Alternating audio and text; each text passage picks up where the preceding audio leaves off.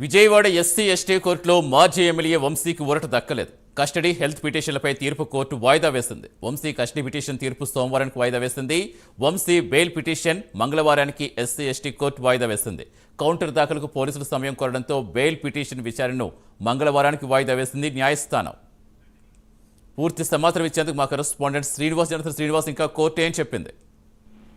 Thank you Satish. ఏదైతే ఈ రోజు ప్రధానంగా గన్నవరం మాజీ ఎమ్మెల్యే వల్లభనేని సంబంధించి కూడా 3 పిటిషన్లు కూడా ఈ రోజు న్యాయస్థానం ముందుకు వచ్చాయి. దాంట్లో ప్రధానంగా చూస్తే ఏదైతే ఒకటి వంశీ కస్టడీ కోర్టు పోలీసులు విజయవాడ పోలీసులు ఒక పిటిషన్ దాఖలు చేశారు.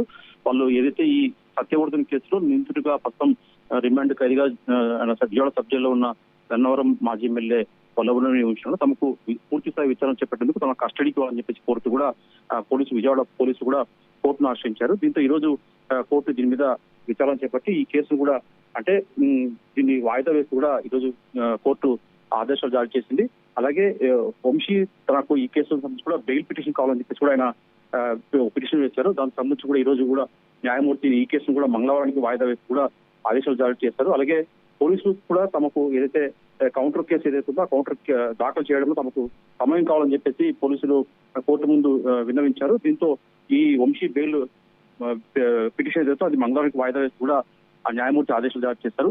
అలాగే వంశీ కస్టడీ హెల్త్ పిటిషన్ కూడా మొత్తం సోమవారానికి వాయిదా వేస్తూ కూడా ఈ రోజు కోర్టు ఆదేశాలు జారీ చేసింది. Satish. Right, thank you Srinivas.